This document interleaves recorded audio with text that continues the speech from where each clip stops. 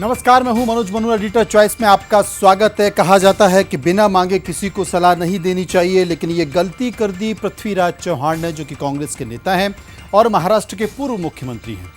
असल में उन्होंने कहा कि मंदिर में ट्रस्टों में जो सोना रखा हुआ है, केंद्र सरकार कम ब्याज पर लेकर वो सोना गिरवी रख सकती है और पैसा जुटा सकती है, और वो पैसा इस वक्त जो तमाम गरीब लोग हैं उनके उपयोग में आ सकते हैं। बस ये कहा था, उसके बाद बवाल शुरू हो गया। बवाल इस बात को लेकर शुरू हो गया कि जनाब, बीजेपी ने पूछा कि आपकी नजर मंदिरों पर ही क्यों है, आपकी नजर वक्फ बोर्ड पर और बाकी के जो मुस्लिम संगठन उनके पैसे पर क्यों नहीं है, उसकी संपत्ति पर क्यों नहीं है। सफाई देते देते थक गए, लेकिन बीजेपी के नेता मानने को तैयार नहीं है चौहान साहब की बात। विस्तार से चर्चा करेंगे, समझने की कोशिश करेंगे, लेकिन सबसे पहले नजर देश की बड़ी खबरों पर। हेडलाइंस के सह प्रायोजक है Okaya advance tubular technology inverter battery. Okaya, never stop India.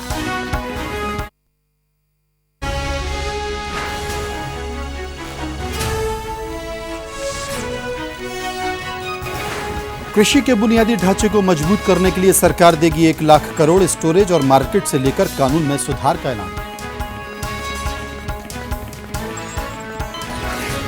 Ganga किनारे हर्बल प्रोडक्ट के लिए बनेगा कॉरिडोर। प्रधानमंत्री मत्स्य संपदा योजना के लिए 20,000 करोड़ रुपए का ऐलान। प्रवासी मजदूरों को लेकर पश्चिम बंगाल सरकार पर बरसी बीजेपी। बंगाल के मजदूरों को लाने में ममता की दिलचस्पी नहीं। अजमेर से लोगों को वापस लाई ममता। देश के कई हिस्सों में प्रवासी मजदूरों का पलायन जारी। मजदूरों की वापसी के लिए रेलवे ने 999 श्रमिक ट्रेन चलाने को दी मंजूरी। दिल्ली के बाद अब असम में भी भेजा केंद्र का प्रस्ताव। दिल्ली ने कई सुझाव तो असम ने लॉकडाउन जारी रखने की मांग। और मंदिरों के सोने का इस्तेमाल को लेकर राजनीति हुई गर्म। बीजेपी नेता कैलाश विजयवर्गीय ने कहा कि अन्य धर्म स्थल के खाते भी खुलवाएं। एडिटर्स चॉइस में मेरे साथ देखिए सोना, कोरोना और प्रभु की माया।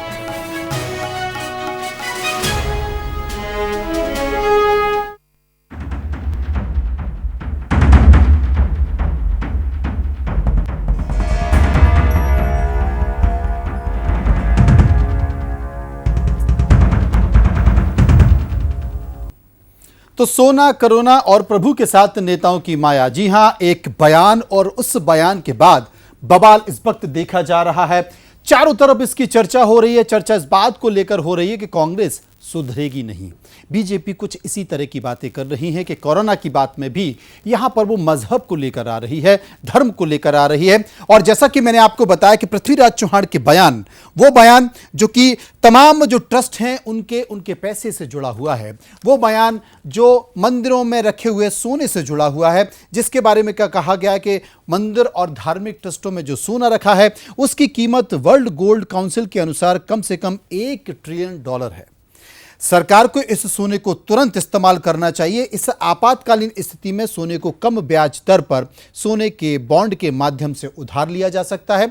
इसके साथ साथ चौहान के इस ट्वीट पर बीजेपी ने सवाल उठा दिए हैं और साफ तौर पर, जैसा कि आप टीवी स्क्रीन पर देख रहे हैं, कि चौहान कहते हैं कि देश के सभी धार्मिक ट्रस्टों में रखे सोने का इस्तेमाल होना चाहिए और इस इमरजेंसी में सोने को कम ब्याज पर रखकर पैसा उठाया जाना चाहिए, जिसकी कीमत करीब $1 ट्रिलियन है। बस बात यहीं से शुरू हुई। बीजेपी ने आरोप लगा दिया है चौहान पर। बीजेपी सवाल उठा रही है कि आखिर कांग्रेस के नेता हर बार ऐसा क्यों करते हैं और उनकी नजर धार्मिक ट्रस्टों पर क्यों है, हिंदू धर्मों के ट्रस्ट पर क्यों है, बाकी मजहब के बारे में क्यों नहीं जिक्र करते। वो कैलाश विजयवर्गीय ने क्या कुछ कहा, एक बार सुन लेते हैं, उसके बाद फिर विस्तार से चर्चा करेंगे। एकाध मस्जिद, एकाध चर्च, इनके भी कुछ होंगे ना अकाउंट, इनके बारे में कभी क्यों नहीं बोलते। मंदिर के बारे में बोलते हैं और मंदिर वाले सब कर रहे हैं। ये मंदिर का ही टेंट लगा हुआ आप देख रहे हैं, हनुमान मंदिर का। शिरडी वाले साईं बाबा की ओर से हो गया, तिरुपति बालाजी की ओर से हो गया, तो मंदिर तो सब कर ही रहे हैं। जरा सोनिया जी से बोलें कि बहुत सारी चर्च है दुनिया भर के अंदर, वो चर्च की हमेशा पैरवी करती है, एक आध चर्च का ताला भी खुलवाएँ। अशोक चौहान से बोलें कि एक आध कोई दरगाह, अजमेर शरीफ की दरगाह है, वहाँ लगभग साल भर के अंदर 250-300 करोड़ रुपए आता है, उनके बारे में भी जुबान खोले। मंदिर वाले तो सब कर रहे हैं। चला, इसलिए कम से कम इसमें वोट की राजनीति नहीं करें। चलिए, इसमें वोट की राजनीति ना करें। कैलाश विजयवर्गीय कहते हैं कि सोनिया गांधी एक हाथ चर्च का दरवाजा भी खुलवा दें, क्योंकि जितने भी जो हिंदू ट्रस्ट हैं, धार्मिक ट्रस्ट हैं, वो सभी उन जरूरतमंद लोगों के लिए वो तमाम प्रयास कर रहे हैं जिसका जिक्र इस वक्त किया जा रहा है। विस्तार से चर्चा करेंगे, समझने की कोशिश करेंगे और जानने की कोशिश करेंगे कि इसमें भी मजहब क्यों, इसमें भी धर्म क्यों, इसमें भी राजनीति क्यों। कांग्रेस के नेता आचार्य प्रमोद कृष्ण इस वक्त हमारे साथ जुड़ गए हैं, हम उनसे बात करेंगे। रीता बहुगुणा इस वक्त हमारे साथ जुड़ गई हैं, उनसे हम समझने की कोशिश करेंगे। प्रमोद कृष्ण साहब, मैं जानना चाहता हूं कि कोरोना के दर्द से, उसके डर से और उसकी दहशत से इस वक्त चारों तरफ त्राहिमाम हैं, लेकिन इन सब के बीच फिर से हिंदू मुस्लिम आ जाता है, मजहब आ जाता है, धर्म आ जाता है और बात होती है सोनिया की, बात होती है चर्च की और बात होती है इस बात को लेकर कि जनाब आपने क्या किया, आपकी नजर खराब है।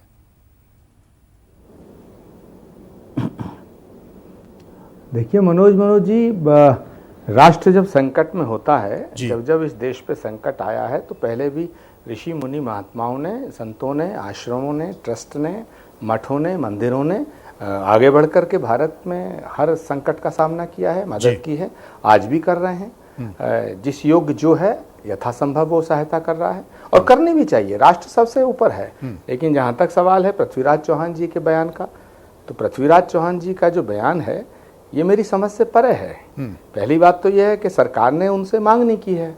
क्या सरकार ने उनसे कहा कि आप ऐसी डिमांड करो, या सरकार ने कहा कि हमारा खजाना खाली हो गया है, मंदिरों से लाकर दो?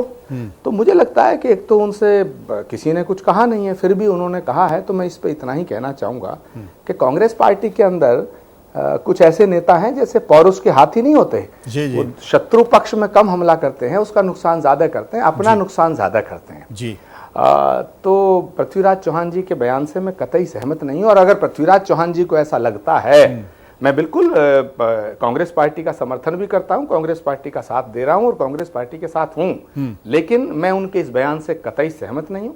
अगर उन्हें ज्यादा शौक है मंदिरों की धन और संपदा पर ध्यान रखने का, तो पहले अच्छा होता कि अपने घर का सोना दान करें। मतलब ये मान लिया जाए, क्योंकि पृथ्वीराज चौहान ये कह भी रहे हैं, पृथ्वी जी चौहान साहब ये कह भी रहे हैं, वो ये कह रहे हैं कि ये मेरा व्यक्तिगत बयान है, इसको पार्टी से ना जोड़ा जाए। नहीं, व्यक्तिगत बयान है तो मैं भी तो कह रहा हूं कि मैं भी अपना व्यक्तिगत बयान, मुझे भी देने का अधिकार है। मैं पृथ्वीराज चौहान जी के बयान से कतई सहमत नहीं हूं। दूसरी बात है कि राष्ट्र जिस दौर से गुजर रहा है, इसमें राजनीति का विषय छोटा हो जाता है, गौड़ हो जाता है। हम सब एक हैं, हम लोग एक दूसरे के ऊपर आरोप प्रत्यारोप लगाते रहेंगे, लेकिन पृथ्वीराज चौहान ने जिस तरह का बयान दिया है और अनायास दिया है, किसी ने कहा नहीं। सरकार आज कहे सारे देश के मठ मंदिर, जो प्रमुख मठ मंदिर हैं, बालाजी ट्रस्ट हैं, वैष्णो देवी मंदिर ट्रस्ट है और शिरडी साईं बाबा का ट्रस्ट है, कितने ट्रस्ट हैं जिनकी संपदा तो उसकी सरकार की निगरानी में है। लेकिन सवाल इस बात का है कि कोई व्यक्ति उठता है, वो भी इतने जिम्मेदार पद पर रहे, जो महाराष्ट्र के चीफ मिनिस्टर रहे हैं, कांग्रेस के वरिष्ठ नेता हैं, मैं उनका व्यक्तिगत रूप से सम्मान करता हूं, लेकिन उनका बयान बिल्कुल समझ से परे है। और इसको किसी हिंदू मुस्लिम चर्च, अभी मैं विजयवर्गीय जी की बात सुन रहा था, वो सोनिया गांधी को इसमें घसीट के लाना चाहते। सोनिया जी ने कब कहा कि मंदिर के पैसे को दे दीजिएगा और चर्च के को मत दीजिएगा, मस्जिद के को मत दीजिएगा, दरगाह के को मत दीजिएगा?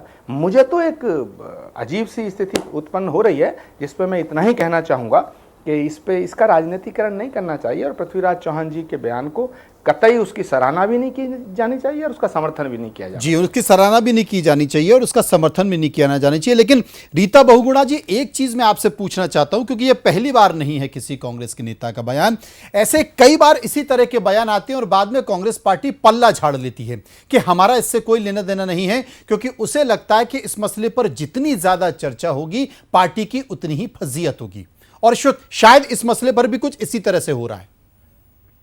देखिए, बहुत ही अननेसेसरी स्टेटमेंट है, बहुत ही अनायास एक कंट्रोवर्सी, एक विवाद खड़ा करने का प्रयास किया गया है।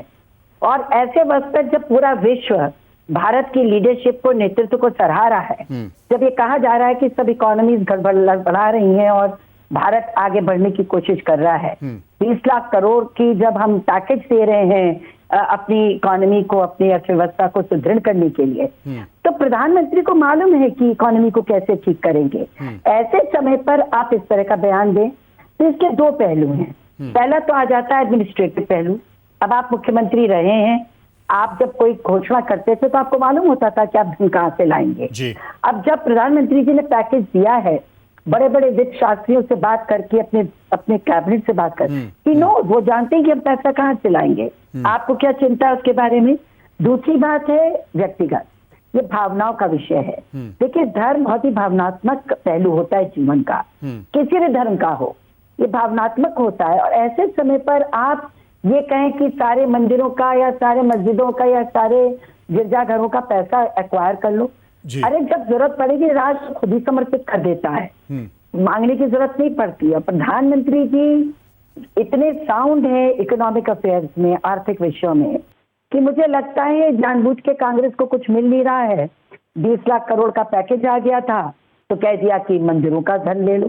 ये बहुत ही गलत बयान है उनका और उनको इसको अपने बैकट्रैक करना चाहिए। एक मुख्यमंत्री, वो भी इतना वरिष्ठ नेता किसी पार्टी का, इस तरह का बयान दे तो ये हास्यास्पद भी है और गुस्से का बायस भी है। बहुत गलत बयान है। और कांग्रेस की तो सबसे बड़ी कमी है कि पहले बुलवा देते हैं, उसके बाद कहते हैं हमसे कोई मतलब नहीं। ये सोची समझी रणनीति है। यही आरोप प्रमोद कृष्णन साहब, यही आरोप लगता है कांग्रेस के ऊपर कि पहले आप बुलवा देते हैं, पहले बयान दे देते हैं, उसके बाद कंट्रोवर्सी क्रिएट होती है और फिर कहा जाता है कि उनका व्यक्तिगत बयान है। तो क्या यह माना जाए कि अगर संबित पात्रा कुछ इस तरह की बातें कर रहे हैं, अगर किरीट सोमैया इस तरह की बातें कर रहे हैं कि कांग्रेस और मुगल आक्रमणकारियों में कोई अंतर नहीं है, तो इसे कैसे देखें? देखिए मनोज जी, पार्टी की लाइन एक होती है, निश्चित होती है। पार्टी की लाइन पर पार्टी के प्रवक्ता उसका इजहार करते हैं, उसको प्रदर्शित करते हैं, प्रकट करते हैं, उसके ऊपर अपना वक्तव्य देते हैं। ऐसा कई बार होता है कि कभी कभी व्यक्ति की जो विचारधारा है या व्यक्ति का जो बयान है वो अपनी पार्टी लाइन से अलग हो जाता है। बीजेपी में भी बहुत से ऐसे प्रवक्ता हैं, केंद्र के मंत्री भी हैं, गिरिराज सिंह जी हैं, अनुराग ठाकुर जी हैं। पिछले दौर में मैं सबके नाम लेना नहीं चाहूँगा कि कई बयान उन्होंने ऐसे दिए जिनसे बीजेपी शायद सहमत नहीं रही होगी, ना ही सरकार सहमत होती है। क्योंकि जब प्रधानमंत्री देश का बनता है तो पूरे राष्ट्र का बनता है, किसी एक पार्टी का नहीं बनता, किसी एक कम्युनिटी का नहीं बनता, किसी एक सूबे का नहीं बनता, किसी एक वर्ग विशेष का नहीं बनता है, किसी एक धर्म का नहीं बनता है। तो ऐसे ही जब देश पे ये संकट है तो आज पूरा विपक्ष जो है देश की सरकार के साथ खड़ा है। ठीक है, छोटी मोटी जब कमियां आती हैं तो उसकी आलोचना की जाती है, ये लोकतंत्र में अधिकार है। नहीं, लेकिन आचार्य साहब, आप ये मानते हैं जहां ये कहा गया कि जमातियों के कारण कोरोना फैला, वहीं दूसरी बात इस बात का जिक्र किया, खुद दिग्विजय सिंह ने एक संस्थान के आंकड़ों को सामने रखते हुए ये कहा कि ये संस्था की रिपोर्ट है, वो कहती है कि जमातियों के कारण कोरोना नहीं फैला। उसके बाद फिर मंदिर के और तमाम जो धार्मिक ट्रस्ट हैं उनके संपत्तियों का जिक्र आ जाता है, उसके सोने का जिक्र आ जाता है। तो विपक्ष को भी ये मौका मिलता है, विपक्ष को भी ये मौका मिलता है कि आप हिंदू धर्म से विरुद्ध होकर आप कहीं ना कहीं एक गलत दिशा में जाते हैं और जब जाते हैं तो हिट विकेट भी हो जाते हैं। करेक्ट। अब मुद्दा ये है कि भारतीय जनता पार्टी ये चाहती है कि कांग्रेस हिंदू विरोधी पार्टी सिद्ध होनी चाहिए।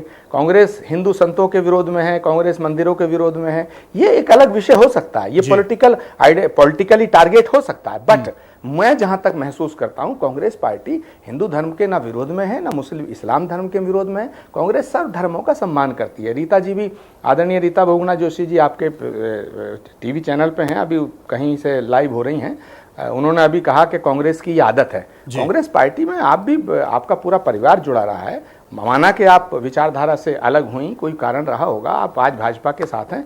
भाजपा भी कोई बुरी पार्टी नहीं है, अच्छी पार्टी है, देश चला रही है, देश की जनता ने उन्हें मैंडेट दिया है। लेकिन कांग्रेस को ये कह देना कि कांग्रेस की आदत रही है, मुझे नहीं लगता कि ये उचित होगा। क्योंकि पंडित जवाहरलाल नेहरू से लेकर के और डॉक्टर मनमोहन सिंह तक जितने प्रधानमंत्री रहे, सबकी आलोचना हुई है। तो अगर नरेंद्र मोदी जी की आलोचना कोई विपक्षी नेता कर देता है तो उसको इस तरह नहीं लेना चाहिए।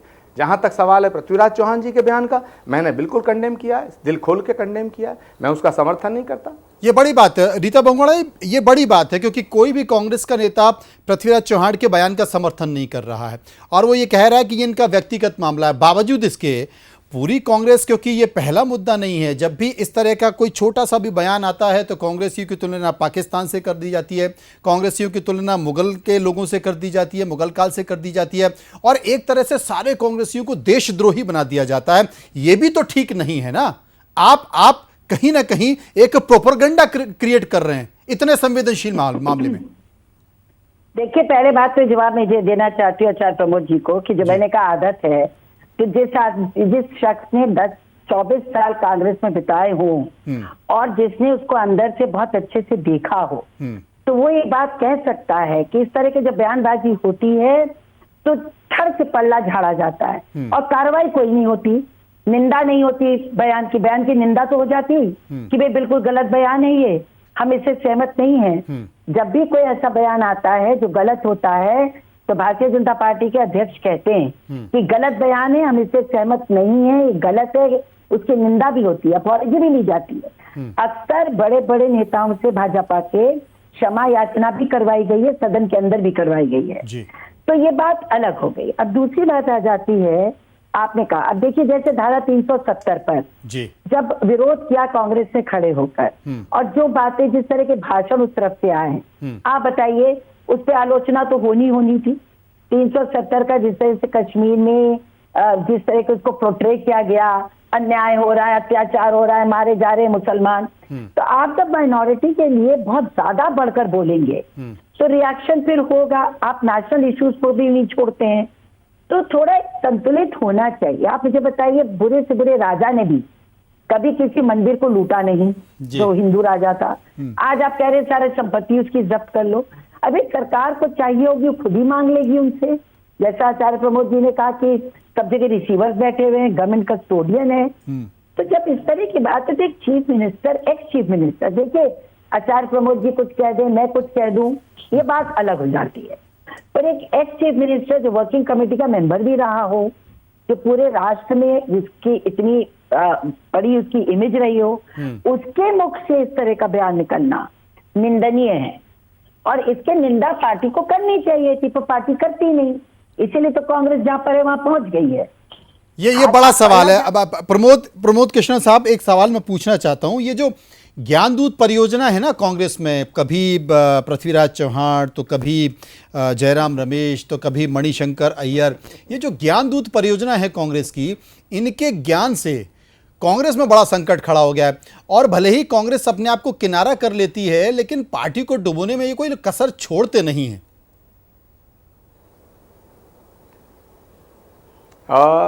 देखिए, जब ये बहस शुरू हुई, ये वार्तालाप शुरू हुआ आपसे मेरा, तो मैंने पहले ही कहा कि कांग्रेस पार्टी में ऐसे कुछ पौरुष के हाथी हैं जो अपनी पार्टी को रौंदना शुरू कर देते हैं। सवाल इस बात का है, अब रीता जी कांग्रेस में बहुत दिनों तक रही हैं, कांग्रेस में बहुत अच्छी सेवाएं दी हैं, अच्छे अच्छे पदों पे रही हैं, कांग्रेस की उत्तर प्रदेश की अध्यक्ष भी रही हैं और कांग्रेस के लिए, विचारधारा के लिए जेल में भी गई और प्रताड़ना झेली हैं। मैं पारिवारिक रूप से बड़ा सम्मान करता हूं आदरणीय रीता बहुगुणा जोशी जी का, मुझसे उम्र में बड़ी हैं, विदुषी हैं, बहुत ही विद्वान हैं और शायद धर्म, कर्म और संस्कार, संस्कृति सबसे अच्छी तरह वाकिफ हैं। वो ठीक है, आज कांग्रेस से अलग होकर वो भाजपा में हैं और वहाँ की सांसद हैं।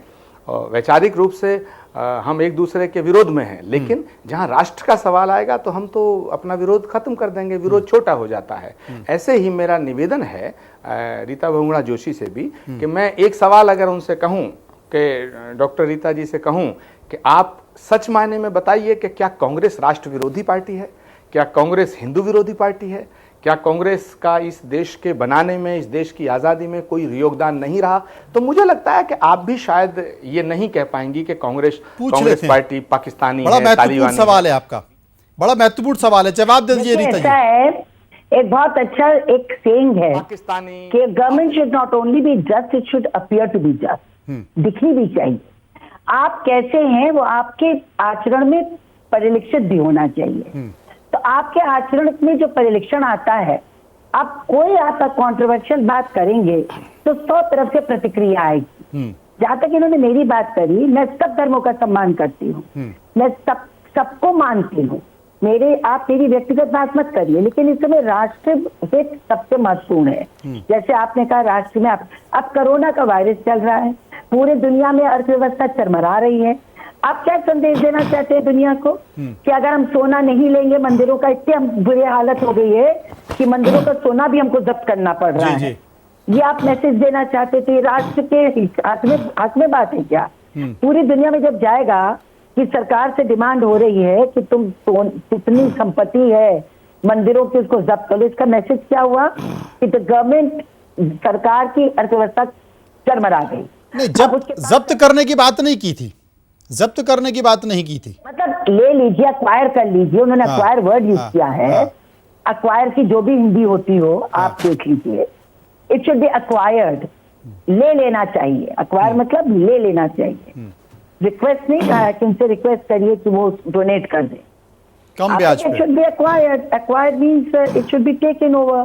टेकन ओवर मतलब जब्त कर लीजिए, यही तो मतलब हुआ।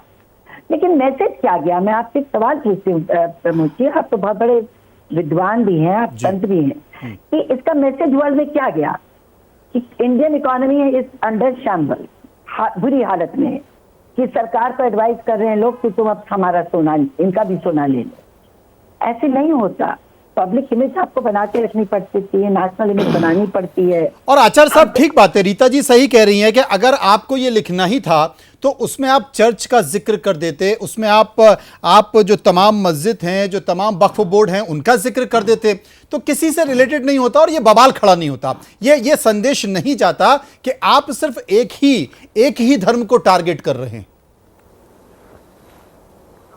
आचार्य जी देखिए मनोज जी, रीता जी सही कह रही हैं, लेकिन मैं कहाँ गलत कह रहा हूँ? मैं भी तो सही कह रहा हूँ। क्या मैं गलत कह रहा हूँ? मैंने पहले ही पृथ्वीराज चौहान के बयान की निंदा की। मैंने ये भी कहा कि मैं उनके बयान से ना सहमत हूं और ना उनका समर्थन करता हूं इस विषय पे। तीसरा पॉइंट मैंने खुद ही ये कहा कि क्या सरकार ने पृथ्वीराज चौहान जी से ये रिक्वेस्ट की थी कि भाई हम आर्थिक तंगी से गुजर रहे हैं और मठ मंदिरों का पैसे के लिए आप अपील कर दो? बिल्कुल नहीं। लेकिन रीता बहुगुणा जोशी जी से जो मैंने सवाल किया था, मैंने बिल्कुल कोई इधर उधर का सवाल नहीं किया था। मैंने तो आपको जज के भूमिका में मानते हुए ये कहा कि आप खुद कांग्रेस में बहुत दिनों रही हैं, आप खुद ये बात कह दें कि आप मानती हैं कि कांग्रेस पार्टी राष्ट्र विरोधी पार्टी है, या क्या आप मानती हैं कांग्रेस के नेता देश विरोधी हैं? मैंने तो ये कहा था। अब सवाल अब मैं 10-20 सेकंड में अपना और पूरा कर दूंगा जी। अच्छी बात चल रही है, मैं सम्मान करता हूं सबका। प्रश्न ये पैदा होता है कि आज देश में एक संकट का समय है, हम सब मिलकर लड़ भी रहे हैं, बिल्कुल लड़ रहे हैं, मिलकर लड़ रहे हैं। कहीं कोई कन्फ्लिक्ट और कन्फ्रंटेशन और विरोधाभास हो सकता है, टेलीविजन की बहस में हो, लेकिन धरातल पे नहीं है। आज देश के प्रधानमंत्री के साथ हैं सब। कांग्रेस पार्टी के जो शीर्ष नेता हैं, कांग्रेस पार्टी के खुद राष्ट्रीय जो अध्यक्ष हैं आदरणीय सोनिया जी, उन्होंने खुद कहा है कि पूरी पार्टी जो है, वो पूरा विपक्ष जो है वो साथ है, सरकार के साथ है। लेकिन कुछ सुझाव हैं वो मैं दे रही हूं, तो इसमें कहां झगड़ा है? अब सवाल उठता है कि साहब कांग्रेस के कुछ नेता इस तरह का बयान दे देते हैं और कांग्रेस उसे बचा लेती है। कांग्रेस किसी को नहीं बचाती है। रीता जी खुद कांग्रेस में रही है। कांग्रेस किसी को बचाती है ना, कांग्रेस किसी को मारती है। जो अपने कर्मों से मरता है मर जाता है, जो बच जाता है बच जाता है। नहीं, लेकिन आचार्य साहब एक काम तो करना चाहिए चव्हाण साहब को ये ज्ञान देने से पहले उनका भी राजनीतिक जीवन बड़ा लंबा हो चुका, केंद्रीय मंत्री रहे हैं, महाराष्ट्र के मुख्यमंत्री रहे हैं, कम से कम खुद ही कुछ दान दे देते, अपनी कुछ संपत्ति, अपना कुछ रुपया पैसा दे देते। वो तो उन्होंने दिया नहीं। मनोज जी ये सवाल तो पृथ्वीराज चौहान जी को आपको पूछा गया, उन्होंने दिया नहीं। अभी उन्होंने दिया नहीं है। उनकी नजर तो मंदिर के सोने पर है। क्या कहा उन्होंने? कहा कि नहीं, मैं क्यों प्रधानमंत्री केयर फंड में पैसा दूं, मुझे उस पर भरोसा ही नहीं है। अरे कमाल है। तो मंदिरों का जो धन है, जो मठ मंदिरों का धन है, वो तो आस्था से दिया हुआ धन है, वो तो भक्त का धन है, भगवान को दिया हुआ। वो पंडित पुजारियों का उनकी नजर है, उस पर उनकी नजर है। रीता जी बात पक्की है, भगवान का। देखिए, पहले तो प्रमोद जी मैं कहूंगी, एक चिड़िया होती है शुतुरमुर्ग, वो अपनी चेहरे को बीक को घुसेड़ देती है बालू में और कहती है मुझे कोई देख ही नहीं रहा है। अगर किसी भी दल का नेतृत्व किसी बात को नजरअंदाज करेगा, ना मारेगा ना जिलाएगा, तो खुद भी मर जाएगा। You have to take strong decision. इस पर अगर एक लाइन का वक्तव्य आ जाता कि बहुत गलत बयान है और इस तरह का बयान नहीं आना चाहिए था, matter would have close, but ऐसा बयान नहीं आया। अब बात यही है, देखिए कंट्री की इमेज की बात है Pramod ji, national anti national नहीं। मैं मानती हूँ कि हर हिंदुस्तानी टोटली नेशनल है, और मैं कभी नहीं कहूंगी कि सोनिया जी या राजीव जी, राहुल जी नहीं है नेशनल, दे आर नेशनलिस्ट। लेकिन जब इस तरह की घटना घटती है तो नेशन की जो इमेज है वो खराब होती है, और जब राष्ट्र की इमेज खराब होती है तो फिर ऐसी प्रतिक्रिया आती है जो आपको अप्रिय लगती है। तो ऐसी अप्रिय सिचुएशन आए क्यों? जब आप देश के साथ हैं, प्रधानमंत्री आपसे बोल नहीं रहा कि मुझे कमी है पैसे की, उसने इकोनॉमी अपने आप संभाल रखी है, तो आप वेट करिए, सुझाव दीजिए। पर ऐसे सुझाव देंगे तो क्या होगा उसका? ऐसे सुझाव देंगे तो क्या होगा? प्रमोद कृष्ण साहब, एक अंतिम सवाल आपसे मैं भी ये पूछना चाहता हूं कि लगातार दुर्घटनाएं घट रही हैं, क्या इस घटना के बावजूद भी माना जाए कि कांग्रेस में कोई ऐसी दुर्घटना दोबारा नहीं होगी बयानों के तौर पर?